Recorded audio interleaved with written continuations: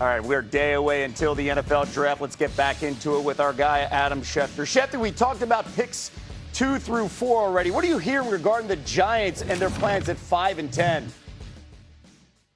Well, Kevin, obviously a lot will depend on the first 4 picks in this draft. If the Cardinals can't trade out at 3, and if Arvell Reese slides down, it's hard to imagine that the New York Giants, even with the players they have at that position and the resources they've allocated to pass rushers, could bypass a player like Arvell Reese at that spot. That becomes a big decision. The Giants also might have opportunities to trade out, although that seems to be a bit far-fetched. Again, the Giants' search here, Arvell Reese could fall right into their laps at 5. They obviously could take a look at Sonny Styles and Caleb Downs.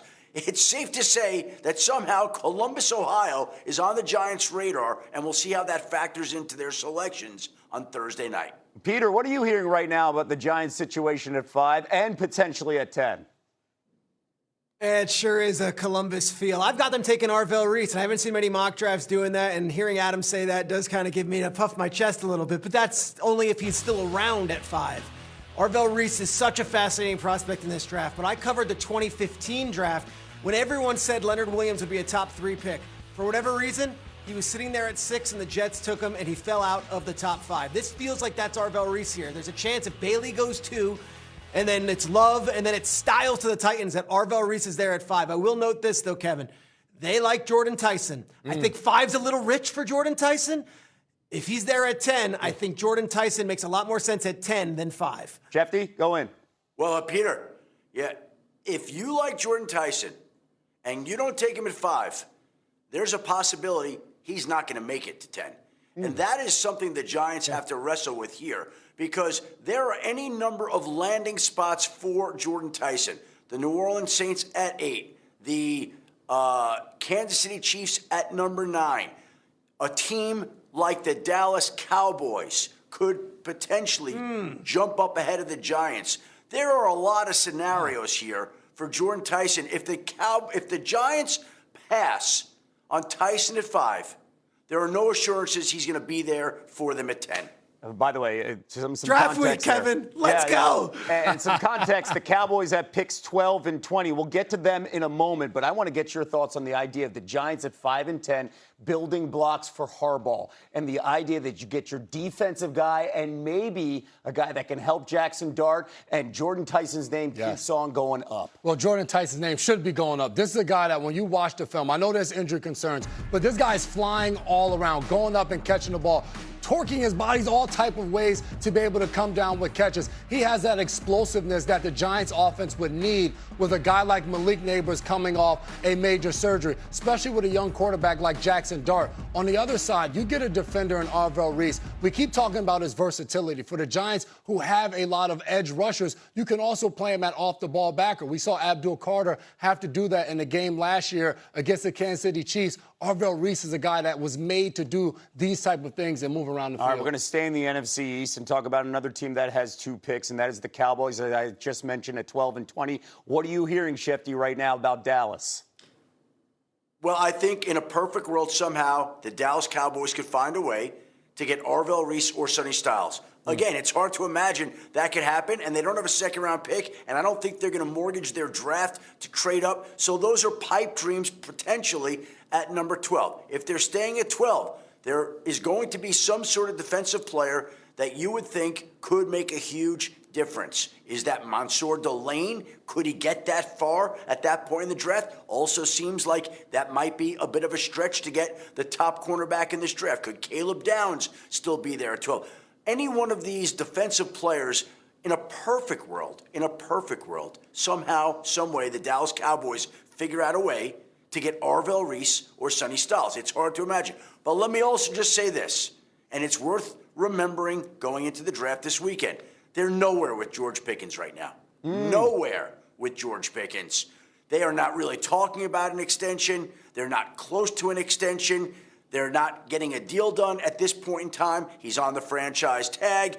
That situation is just sitting out there. And the Cowboys are said to really like Jordan Tyson. So it's just one more subplot in a draft filled with them entering Thursday night. By the way, the Cowboys having an issue with a star and a contract. Yeah. We just call that the rites of spring as we get ready going into the summer. And we see our guy Schrager smiling a lot because in your mock on ESPN.com released today, you had the Cowboys actually trading up from 12 to 9 to get a cornerback. What are you hearing?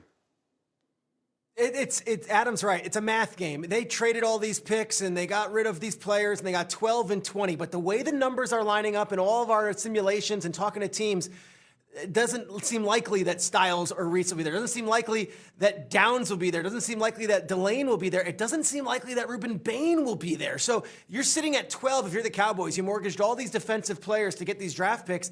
At 12 and 20, you don't want to take the fifth pass rusher or the third defensive back. So I have them trading up 3 spots with Kansas City, swapping 12 and 20 for 9 and 29, and ensuring they get Mansoor Delane for Christian Parker, their new defensive backs coach. But to Adam's point, I have heard the Jordan Tyson stuff as well. And remember, they took CeeDee Lamb in the 2020 draft when they did not need a wide receiver. And at that point, it was the best player on the board.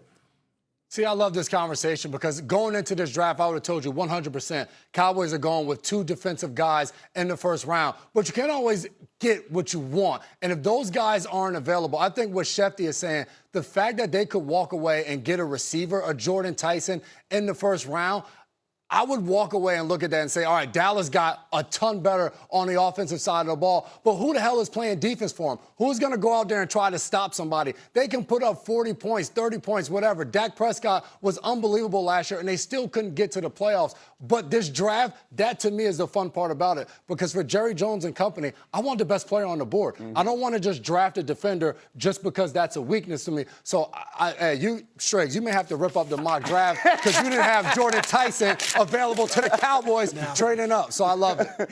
And by the way, if the Chiefs were to move off the 9th pick and allow a cornerback to go, considering their offseason, that would be a stunner as well. All right, let's continue the conversation about stunning developments. Matt, there are 6 teams with 2 first-round picks in Thursday's draft. Starting with the Giants, what should their plan be in that first round? I mean, the Giants can absolutely own the 2026 draft the way they're positioned right now. At pick number 5 overall, I think you have to look at giving Jackson Dart as much help as possible. You have Malik Neighbors. Let's go ahead and add the number 1 receiver in this draft, Jordan Tyson from Arizona State, who proved with that April 17th workout that he's healthy. The hamstring is good to go. He is electric with the ball in his hands, and also as a route runner. His ability to get open opposite of the speed of Neighbors would be fantastic for John Harbaugh's New York Giants. And I have to mention John Harbaugh because, they have pick number 10 overall. Who do you have in Baltimore? Ed Reed, Kyle Hamilton. Now he gets another version of that in Caleb Downs, one of the best pound-for-pound football players in this year's draft with amazing football IQ. He won back-to-back national championships, one at Alabama, one at Ohio State, was a 3-time All-American. That's how you set the culture on the back end of your defense. So now let's stay in New York. What should the draft plan be for the Jets on Thursday? There has been a lot of conversation about what the Jets will do at 2 or should do at number 2 overall. I'm going to stick with David Bailey from Texas Tech as the best option for them. He's the more pro-ready prospect in terms of the pass rushers in this class. 14.5 sacks last year. Jets need help on offense. However, not going quarterback here. Omar Cooper Jr., the wide receiver from Indiana, who made the catch of the year against Penn State and that nail-biter last year. He is fantastic in the middle of the field. He's great with ball skills and yards after catch ability. That's what the Jets need opposite Garrett Wilson. I've been told receiver is a heavy priority for them on Thursday night. And lastly, the Chiefs trying to get some health to go back to the Super Bowl. What should the Chiefs do with their 2 first-round picks? Yeah, we have to remember, sure they had Patrick Mahomes, but it was the defense that got them to that Super Bowl last time, and they have to boost it in this year's first round. Ruben Bain Jr., I think he was the best player in college football down the stretch last year. He plays with power. He plays with speed. Yes, his arms are a little bit shorter than you would like, under 31 inches, but he makes up for that with awesome power. And as you see, they're a relentless motor when he's chasing down quarterbacks. That's exactly what Kansas City needs next to Chris Jones, an area they've tried to fill for multiple years and haven't been able to. But also, we have to remember, Trent McDuffie and Jalen Watson are both Los Angeles Rams now. They need another corner, a number 1 corner. Chris Johnson from San Diego State plays with length. He plays with power. When the ball's in the air, he actually believes it's his. He will go get it, creating turnovers, creating